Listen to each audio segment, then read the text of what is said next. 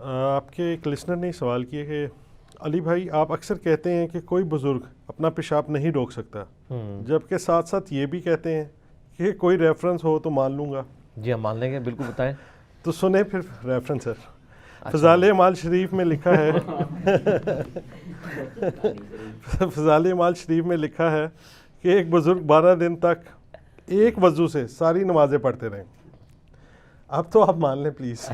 میں جناب رجوع کرتا ہوں، اور اپنا رجوع بھی ریکارڈ کروائیں اس پہ۔ اچھا لکھا ہوا ہے رجوع بھی ریکارڈ؟ جی وہ انہوں نے سوال ہے سر، میں اپنا رجوع ریکارڈ کرواتا ہوں کہ میں نے اس واقعے کی انجینئرنگ نہیں کی تھی، تو میں اب رجوع کرتے ہوئے اس کی انجینئرنگ کر دیتا ہوں۔ بات یہ کہ آپ سے حوالہ ہم نے کتاب و سنت کا مانگا تھا کہ کتاب و سنت سے کوئی دلیل پیش کریں، اور اگر کتاب و سنت میں کوئی دلیل نہیں تو پریکٹیکلی کوئی کر کے بتائے نا، پھر ہم مانیں گے۔ مثال کے طور پہ اگر میں یہ دعویٰ کرتا ہوں کہ جی میں عشاء کی نماز کی پہلی رکعت میں سورہ یاسین اور دوسری میں سورۃ الملک پڑھ سکتا ہوں، تو میں آپ کو پڑھ کے بتا دوں گا، مجھے آتی ہے جی ٹھیک ہے، تو یہ میرا دعویٰ میں پریکٹیکلی کر کے بھی بتا دوں گا۔ اب ان کا یہ دعویٰ ہے کہ یہ ایک بزرگ جو ہے وہ 12 دن تک ایک ہی وضو سے ساری نمازیں پڑھتے تھے، تو سر پڑھتے تھے تو میں بھی ایک دعویٰ کر دوں گا کہ میں نے بھی جو ہے نا وہ 12 دن تک ایک وضو سے ساری نمازیں پڑھی ہیں، تو شاید ہو سکتا ہے اس کا وہ کہتے ہوں کہ ہر نماز کے لیے وہ ایک وضو کرتے تھے۔ نہیں سر، کلیئر لکھا ہے کہ یعنی ایک وضو کیا اور وہ ٹوٹا نہیں، وہ ٹوٹا نہیں، 12 دن ٹوٹا نہیں 12 دن تک۔ تو 12 دن تک تو یعنی اگر کوئی آپ کا دعویٰ ہے تو آپ 12 دن تو یعنی بہت بڑی بات ہے۔ آپ ایک دن بھی یہ کر کے بتائیں تو ایک بڑا مشکل کام ہے۔ سردیوں میں شاید کوئی فجر سے لے کے وہ کر لے، لیکن اگلی فجر تک یا اس سے اگلی فجر تک تو اس کا کام ہو چکا ہوگا۔ صحیح۔ تو حوالہ ہم نے کتاب و سنت کے دلائل کا مانگا تھا، یہ آپ کو پریکٹیکل کر کے بتائیں۔ یہ سب کی سب کہانیاں ہیں، اور یہ کہانیاں پرانے زمانوں میں بزرگ لکھ کے چلے گئے، اب ان سے کوئی بندہ کوشچن نہیں کرتا، اور آج ہمارے بچے کوشچن کر رہے ہیں۔ میرا ایک کلپ پچھلے دنوں میں ریکارڈ ہوا تھا فضائل اعمال کے حوالے سے ہی۔ میں نے بتایا نا کہ میں ایک دن ایک تبلیغی جماعت کی مسجد میں، تبلیغی جماعت کا سب سے بڑا سپورٹر جی جی سپیکرز میں سے اللہ کے فضل سے میں ہوں، باقی تو سب اس کو نگیٹ کرتے ہیں، کوئی اس طریقے سے آن کرنے کے لیے تیار نہیں۔ میں بڑی محبت کرتا ہوں تبلیغی جماعت سے، لیکن علمی اختلاف تو اپنی جگہ۔ تو وہ فضائل اعمال میں سے درس ہو رہا تھا مسجد کے اندر نا، ظہر کی نماز پڑھ کے فارغ ہوئے، تو میرے ساتھ میرا بچہ تھا، 10 سال بمشکل اس کی عمر ہے، اور دوسرے کی تقریباً 8.5 سال۔ تو میں نے ان کو پابند کیا ہوا ہے کہ جب نماز ظہر ہو جائے تو تم بھی درس سن لیا کرو، تو وہ بھی درس میں بیٹھ گئے۔ اب اس میں وہ بتا رہے تھے انہی بزرگوں کی کرامات اس حوالے سے کہ جی ایک بزرگ تھے وہ روزانہ صبح سے شام تک ایک قرآن پڑھتے تھے، دوسرے تھے وہ 3 قرآن پڑھتے تھے، تیسرے تھے وہ 8 قرآن پڑھ لیتے تھے، ٹھیک ہے جی، صبح سے لے کے ظہر تک ایک رات کے اندر 8 قرآن پڑھ لیتے تھے۔ اب وہ یعنی وہ بچہ میرا یعنی سن رہا تھا، اور میں بھی ڈر رہا تھا دل کے اندر نا، اور میں ڈر رہا تھا کہ جو کچھ میں سوچ رہا ہوں کہیں یہ نہ سوچ رہا ہوں، کہیں بزرگوں کا گستاخ ہی نہ بن جائے۔ حالانکہ اس کی کوئی ایسی میں نے تربیت نہیں کی ہوئی گستاخی والی، اس کے باوجود آج کل کے بچے ویسے ہی سوچتے ہیں، ان کی عقل کام کرتی ہے۔ جب وہ پھر ساتھ نماز کی ترغیب انہوں نے دلائی، جب پڑھ کے فارغ ہوئے درس سن کے، اس کے بعد میں موٹر بائک پہ نکلا، بچوں کو پیچھے بٹھایا، میں نے کہا دیکھو یار کتنی اچھی باتیں انہوں نے آج کی ہیں نا، اور انہیں ہمیں نماز پڑھنی چاہیے اور اہتمام کرنا چاہیے قرآن شریف پڑھنے۔ کہتے بابا باقی باتیں تو ٹھیک تھیں، یہ ایک دن میں 8 دفعہ یا 3 دفعہ قرآن کیسے کو پڑھ سکتا ہے، پورا قرآن کیسے کو پڑھ سکتا ہے؟ تو میں نے کہا بیٹا یہ کہانی تھی، اس کو چھوڑ دیں، باقی چیزیں آپ نے، کیونکہ ہمارے بچوں کو پتہ ہے کہ قرآن پاک کوئی ایک صفحے کی کتاب نہیں ہے، کوئی 500-550 صفحوں کی ایک کتاب ہے، اس کو پڑھنے کے لیے ایک ٹائم ریکوائرڈ ہے۔ ابھی تو میں وہ انجینئرنگ کر ہی نہیں رہا ہوں کہ جامعہ ترمذی میں حدیث ہے، نبی علیہ السلام نے فرمایا جس نے 3 دن سے کم میں قرآن ختم کیا اس نے قرآن کا حق نہیں ادا کیا، اور یہ کن کو کہا جا رہا ہے؟ جو عربی جاننے والے تھے، اور جو ہم لوگ اجمی ہیں جن کو یعنی بڑی مشکل سے اس کا فارم بھی سمجھ آ رہا ہوتا ہے، ان کو تو کم از کم 30 دن تو لگانے چاہیے ایک دفعہ پڑھنے کے لیے۔ تو وہ کتنی سپیڈ سے وہ پڑھتے ہوں گے، یا ہو سکتا ہے وہ جو صحیح مسلم میں حدیث ہے کہ سورۃ الاخلاص 3 قرآن کے برابر ہے، تو 8 یا 24 وہ 24 دفعہ سورہ اخلاص پڑھ لیتے ہوں، تو 3 مطلب 8 قرآن کا ثواب مل جاتا ہوں۔ یہ ہو سکتا ہاں، اینڈ رزلٹ تو یہی ہے، یہی چانسز ہے۔ تو بزرگوں کے بارے میں چونکہ حسن ظن رکھنا چاہیے کہ انہوں نے جھوٹ نہیں بولا ہوگا یقیناً۔ اگر تو وہ بولا ہے وہ تو جھوٹ ہے، تو ہم نے بزرگوں کو ان کی گستاخی بھی نہیں کرنی، ان کو جھوٹ سے بھی بچانا ہے۔ یقیناً 24 دفعہ انہوں نے سورہ الاخلاص پڑھی ہوگی، باقی تو یہ مطلب ساری کہانیاں چل رہی ہیں۔ 12 دن تک کون شخص جو ہے وہ اپنے آپ کو وضو سے یا باقی چیزوں سے بے نیاز کر سکتا ہے؟ اگر ایسی کوئی بزرگی ہوتی، کوئی کرامت ہوتی، تو نبی صلی اللہ علیہ وآلہ وسلم یا ان کے صحابہ کرام کو حاصل ہوتی۔ آپ دیکھیں کئی بزرگوں کے بارے میں آپ کو واقعات ملیں گے جی، وہ فجر کی نماز پڑھتے تھے بیت اللہ شریف میں، ظہر پڑھتے تھے بیت المقدس میں، ٹھیک ہے جی، اور عصر پڑھتے تھے جا کے مدینہ شریف، مغرب کی نماز پھر بیت اللہ شریف، یعنی وہ تین ان کو پتہ چل گیا نا بھی 3 متبرک جگہ ہیں۔ اب ان کو یہ پتہ نہیں کہ تینوں ایک محلے کے اندر نہیں ہیں، ٹھیک ہے۔ اس زمانے کے اندر جب انہوں نے یہ واقعات لکھے ہیں، آج تو چلے کسی کے پاس چارٹر طیارہ ہو تو شاید ابھی بھی بڑی مشکل سے یہ ممکن ہو۔ جب یعنی بیت المقدس کا سفر آلموسٹ 1 سے 1.5 مہینے کی مسافت تھی مکہ شریف سے، اس زمانے میں آپ یہ دعویٰ کر رہے ہیں کہ فجر کی نماز وہ پڑھ رہے ہیں مکے میں، اور ظہر پڑھ رہے ہیں بیت المقدس میں، اور عصر پڑھ رہے ہیں مدینہ شریف کے اندر، تو سر یہ فضیلت تو صحابہ کرام کو بھی حاصل نہیں ہوئی ہے۔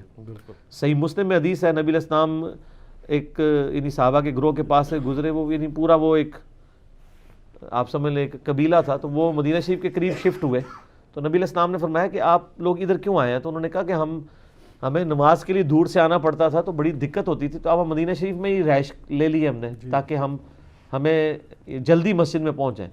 تو آپ صلی اللہ علیہ وآلہ وسلم نے فرمایا تم جتنے قدم چل کے آتے تھے وہ تمہیں ثواب ملتا تھا، تو پھر واپس چلے گئے اس جگہ پہ۔ لیکن ان کے زمانے میں کسی کے دماغ میں بھی یہ کیڑا نہیں تھا کہ یار اڑ کے بھی آیا جا سکتا ہے۔ سر یہ انجینئرنگ کا دور ہے نا۔ صحابہ کرام تو اپنے تھک جاتے تھے ایک محلے سے دوسرے محلے میں آتے ہوئے، تو نبی علیہ السلام نے جو کہا کہ تم دور سے چل کے آتے ہو، تو اس کی بجائے آپ کہتے کہ یار تمہیں کیا مسئلہ ہے، میرے امت کے تو چھوٹے چھوٹے اولیاء اللہ جو ہیں وہ ہزاروں میل کا سفر کریں گے، تو تم تو اولیاء کے بھی سردار ہو، تم تو صحابی ہو، تمہارے لیے کوئی مسئلہ اڑ کے آ جاؤ۔ اس زمانے میں یہ کہانیاں ہوتی ہی نہیں تھی، اس لیے ہم کہتے ہیں کتابوں کا دین اور ہے اور بابوں کا دین اور ہے۔ یہ ساری کی ساری کہانیاں انہوں نے بنائی ہوئی ہیں، یہ پاسبل ہی نہیں ہے۔ اور اگر کوئی کہتا ہے پاسبل ہے تو ہم کہتے ہیں کوئی ایک سیمپل پیش کر دیں ہمارے سامنے،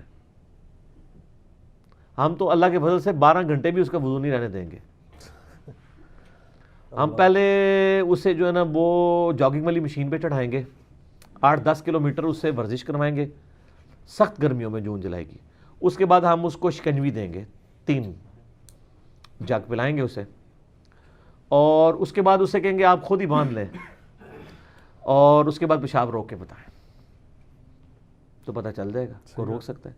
چیخیں نکلیں تو آپ نے اس کو معرفت کی باتیں سمجھ کے اگنور کر دینا ہے۔ چیخوں کا جی چیخوں کا ظاہر ہے بزرگ ظاہر ہے بزرگ تو روک سکتے ہیں نا، تو روکیں گے، تو اگر وہ چیخیں نکلیں تو پھر آپ نے ان کو معرفت کی باتیں سمجھنا ہے۔ لیکن زیادہ دیر نہیں، تھوڑی دیر بعد جب وہ رونے پہ آ جائیں اور ریکویسٹ کریں کہ میں اپنی بزرگی سے توبہ کرتا ہوں، پھر آپ ان کی ویڈیو بنا لیں، اس کے بعد آپ ان کو اجازت دے دیں، اور پھر آپ دیکھیں وہ یہ سب کے سب جھوٹ ہے میرے بھائی، کوئی اپنا پیشاب بھی نہیں روک سکتا۔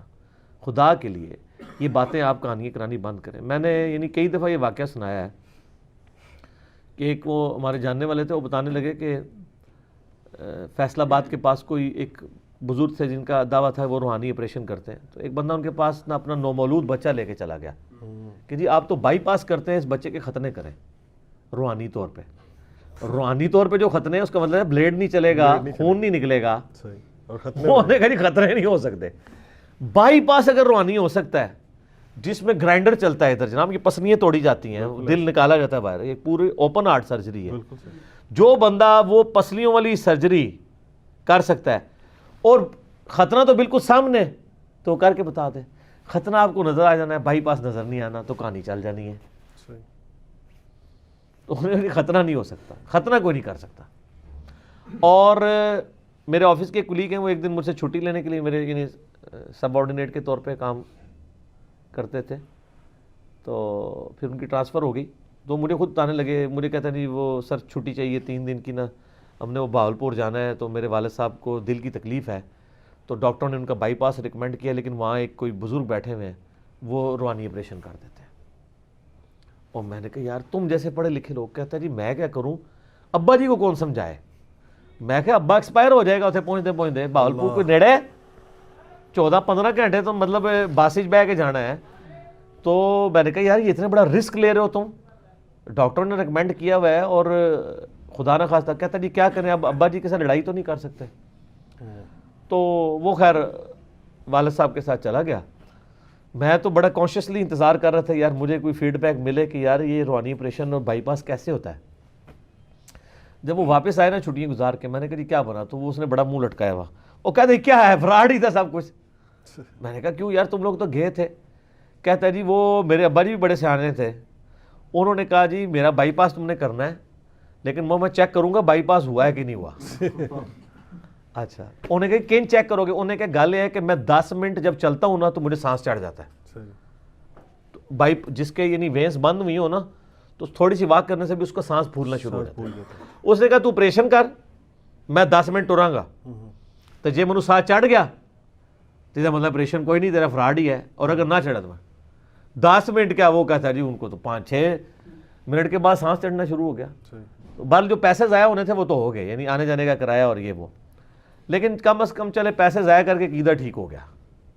تو ہم بھی یعنی ان لوگوں سے کہتے ہیں روحانی طور پہ دم ڈالنا یہ ساری چیزیں برحق ہیں, لیکن جو چیزیں فزیکلی ان چیزوں کے ساتھ ریلیٹڈ ہیں نا ان کو آپ اس طریقے سے نہ کیا کریں. یعنی نبی علیہ السلام نے ہمیں کوئی ایسا وظیفہ نہیں بتایا کہ جس وظیفے کو پڑھ کے کسی بچے کے ختنے ہو جائیں. بالکل صحیح. آپ علیہ السلام نے یعنی زخم کو سینے کے لیے کوئی صورت نہیں بتائی کہ کہیں پہ زخم پھٹا ہوا ہو تو آپ اس پہ پھونک ماریں یہ پڑھ کے تو وہ جڑ جائے گا. اس کے لیے ٹانکے ہی لگانے پڑتے ہیں. ٹھیک ہے. اگلے زمانوں کے اندر زیادہ مسئلہ ہوتا تھا, وہ داغ دیا کرتے تھے, داغ ہی لگوانا پڑتا تھا. بالکل صحیح. آج کل اسی کی ماڈرن فارم ہے جو الیکٹرک داغ دیتے ہیں. جب آپریشن ہوتا ہے آپ کو پتا ہے اب بھی سون نہیں نکلتا, وہ الیکٹرک کے ذریعے اس کو داغ دے دیتے ہیں. تو یہ سارے کے سارے معاملات چلا کرتے تھے. پھر میں یہ کہتا ہوں کہ یہ جو بزرگ ہیں, میں اب ذرا ایک سٹیپ اور آگے چلا جاتا ہوں, یہ بزرگ جو لوگوں کے روحانی آپریشن کرتے ہیں تو کیا یہ اپنے غیر ضروری بال جو ہیں وہ نگاہ مار کے صاف کرتے ہیں یا بلیڈ استعمال کرتے ہیں؟ بلیڈ سے ہی لازمی. کیوں سر, جو بائی پاس کر سکتا ہے اس کو غیر ضروری بال صاف کرنے کے لیے بلیڈ کی ضرورت کیوں ہے؟ اس کو تو چاہیے وہ کہ میرے پیچھے آج عشاء کی نماز پڑھو. اللہ اکبر. تو جتنے پڑھیں گے سارے غیر ضروری بال ہمیشہ سے ختم ہو جان گے, بلیڈ کی ضرورت ہی نہیں پڑے گی. کوئی مطلب کو پازیٹیو ان پٹ دیں نا, کوئی ایسی یعنی پاکیزگی والا معاملہ کریں, کوئی فائدہ ہو لوگوں کو. آج نئی گل ہے, انہیں دماغ ہی چاہیے. ٹھیک ہے. تو یہ ساری باتیں اس لیے ہے کہ تاکہ آپ اپنے دماغ کھولیں, خدا کے لیے ان کے ہاتھوں میں نہ کھیلیں. یہ آپ کے ساتھ جو کھلواڑ کر رہے ہیں دین کے نام کے اوپر, ہماری آندہ آنے والی نسلیں سیکولر ہو جائیں گی جب وہ دین کا یہ والے پہلو دیکھنا شروع کریں گی. یہ جو کچھ آپ کو جعلی پیر ویڈیوز میں دکھا رہے ہوتے ہیں نا, اس طرح کی ویڈیو جو ہے نا وہ ڈیوڈ کاپر فیلڈ نے بھی بنائی ہوئی ہے. بالکل بہت ہے. او بڑے بزرگ جو اس میں وہ الیوژن ہوتا ہے, اس طرح نہیں ہوتا. اسٹیچو آف لبرٹی اس نے غائب کر کے, وہ اس لیے کہ وہاں جتنے بندے تھے وہ کیمرے سے غائب کیا نا, فزیکلی تو غائب نہیں ہوا نا. اگر وہ فزیکلی غائب کر سکتا ہے تو ہمیں امام کعبہ کو غائب کرے نا, اور وہاں پہ اپنے فرقے کا امام کھڑا کر دے. حج عمرے کے لیے جائیں, نگاہ مارے امام کعبہ غائب, اپنے فرقے کا امام آگے کرو. وہ کہانی ہے ساری. اپنا واقعہ بتائیں گے اس میں؟ ضرور شرارت کوئی نہ کوئی وش کر دیں. میں نے واقعہ اپنا مسئلہ نمبر 13 میں بتایا ہوا ہے. حضرت خضر علیہ السلام کے بارے میں نا مشہور ہے کہ جی پانیوں پہ حضرت خضر کی حکومت ہے. تو میں نے اسے بتایا تھا کہ 2010 کی بات ہے, اوائل کی. میں نے بورنگ والے کے ساتھ ٹھیکہ کیا 40,000 روپے میں. میں مختصر سناتا ہوں جس کے لے کے نہیں, کیونکہ اگلے سوال بھی کرنے ہیں. تو وہ جناب ٹھیکہ طے ہوا کہ جی وہ 40,000 روپے میں 200 فٹ تک جایا جائے گا. تو اس نے 210 فٹ کر کے کہا جی میں 210 فٹ تک چلا گیا, چھٹ بھی نہیں پانی دی. ٹھیک ہے جی. تے تسی نا تانوں میں پہلے کیا سی کہ حضرت خضر دے نام دا بکرا دیو. وہ میں کہ بکرے شکرے اسی کو نہیں دینے پائی.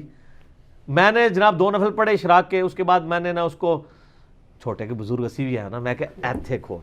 اور وہ اس لیے نہیں کہ مجھے پتا تھا وہاں ہے, میرے لیے یعنی میں نے جو مکان کا ڈیزائن بنایا ہوا تھا نا اس میں وہ جگہ ہی وہی بنتی تھی, ٹینکی بھی ادھر مان سکتی تھی ٹینکر کے اعتبار سے نا. میں نے فزیکلی اپنے نقشے کے اعتبار سے کیا. ٹھیک ہے. وہ کرامت تو بانی جاتی ہوتی ہے. تو وہ میں کہ یار خضر کے کوئی بھی بزرگ اپنا پیشاب نہیں روک سکتا تو پانی کون روک سکتا ہے کسی کا؟ اگر اللہ نے لکھا ہے تو نکل آئے گا، نہیں لکھا ہے تو نہیں نکلے گا۔ تو کہندا جی او جی بڑے گستاخ ہو جی تسی یہ وہ۔ اس کی 12 مشینیں اسلام آباد میں مختلف جگہ پہ چل رہی تھی، تو وہ جناب وہی ہوا کہ اس کی بات صحیح نکل آئی کہ میری گستاخی کی وجہ سے 210 فٹ تک، حالانکہ وہاں پہ 50-60 فٹ کے اوپر ہلکی ہلکی سیم آ جاتی تھی اور پانی گدلا، اور میرا جب اس نے کھودا 210 فٹ تک سیم بھی نہیں آئی، ظاہر ہے گستاخی بہت بڑے لیول کی میں نے کی ہوئی تھی۔ تو مجھے کہتا ہے جناب کہ جی تنوں پہلے کیا سی نا تے اے پانی جڑا نا نہیں نکلنا تیرا، تو فلانی جگہ ایک مائی ہے وہ کو دم کرا کے نا پانی چھٹوا تو پانی نکل آئے گا۔ وہ مائی سے ہی دم کروانا تھا تو 40,000 روپے کا ٹھیکہ کرنے کی ضرورت تھی۔ صحیح بات، ٹھیک ہے، تو کہتا جی اب تو میں 1500 روپے دیہڑی لوں گا، دیہڑی کے حساب سے کام کروں گا، ٹھیکہ تو میں 200 کر چکا ہوں۔ میں نے کہا جی شروع کرو، اللہ کا نام لے گئے۔ ایک دن کیا، 220 فٹ پہ وہ پہنچا۔ اگلے دن صبح سویرے مجھے فون آ گیا اس کا، کہتا جی یہ تو پانی بہت زیادہ نکل آیا ادھر۔ وہ 210 فٹ کے دور پہ تھا کفر و شرک کا معاملہ سر، 10 فٹ کی دوری پہ۔ وہ کہتا جی پانی اتنا نکل آیا ہے کہ میری بوکی نہیں تھی جا رہی۔ وہ جب اس نے 210 فٹ پہ زیرو پانی، 220 پہ زیرو، 220 کے بعد جب اس نے پہلی بوکی ماری نا تو ایک چھوٹا سا پتھر ہٹا تو نیچے 50 فٹ پانی اوپر چڑھ آیا۔ وہ بیسیکلی رگ مل گئی، جسے کہتے ہیں نا زمین میں رگیں ہوتی ہیں۔ ایک ہوتا ہے واٹر ٹیبل کا پانی، وہ بارشوں کی وجہ سے ہوتا ہے، اور ایک زمین کے نیچے دریاؤں کا پانی ہوتا ہے، وہ جون جولائی میں بھی نہیں خشک ہوتا، اسے کہتے ہیں رگ کا پانی۔ جیسے آپ کو یہاں پہ اگر کھال کے اوپر لگے تو خون ایسے نکلے گا، لیکن اگر نس پہ سوراخ کر دے فوارہ بن کے، وہ نسیں زمین کے اندر موجود ہیں سر، وہ ایگزیکٹ نس وہ کہیں کہیں سے گزرتی ہے نس، ٹھیک ہے۔ تو وہ وہاں پہ پڑا اور 50 فٹ پانی، یعنی وہ پانی جو 220 سے نکلا وہ 20 فٹ وہ ٹریول کر کے 170 تک اوپر آ گیا۔ اچھا پھر میں نے اس کا تم موٹر چلاؤ یار، وہ کہتے ہیں بوکی نیچے نہیں جا رہی، اب تو مزید کھدائی نہیں کرنی۔ میں نے اس کا 235 تک لے جاؤ، کہتا سر نہیں جائے گی۔ ہم جناب 12 گھنٹے موٹر چلائی، پانی ختم ہی نہ ہو۔ حالانکہ اسلام آباد میں یعنی 10-12 منٹ بھی آپ موٹر چلائیں نا واٹر ٹیبل والا پانی ختم ہو جاتا ہے، پھر آپ کو 1.5-2 گھنٹے انتظار کرنا پڑتا ہے، پانی چڑھتا ہے، ٹھیک ہے۔ اللہ کا فضل ہے آج جناب 10 سال ہونے کو آئے ہیں، 5-5 6-6 گھنٹے موٹر چلتی ہے، لوگ لے کے جاتے ہیں، اور کئی بار ہم موٹر چلا کے بھول بھی جاتے ہیں۔ دفتر میں ہمیں فون آتا ہے جی صبح 9 بجے چلائی سی تے اے زور ٹائم میں آیا گھر کھانا کھان تے وہ باہر پانی پہ وگدا جے۔ 1-2 بار یہ بھی ہو گیا حادثہ، موٹر چلتی تھی وہ پانی ختم نہیں ہوا، کدھر 10 منٹ کدھر 10 گھنٹے، اور آج تک اللہ کے فضل چل رہا ہے۔ اے اللہ کا پانی نہ ہو، خضر کا پانی نہیں، ٹھیک ہے۔ بہرحال اس کا فائدہ یہ ہوا کہ اس نے اپنی اصلاح کر لی، اس کو میں نے کہا یہ دیکھ لو یار کچھ نہیں ہوتا، یہ اللہ کے کام ہے سر، اللہ کرتا ہے، ان چیزوں سے کوئی فرق نہیں پڑتا۔ اللہ کا پانی ہے، جسے چاہے دے، جسے چاہے روک لے، ٹھیک ہو گیا جی۔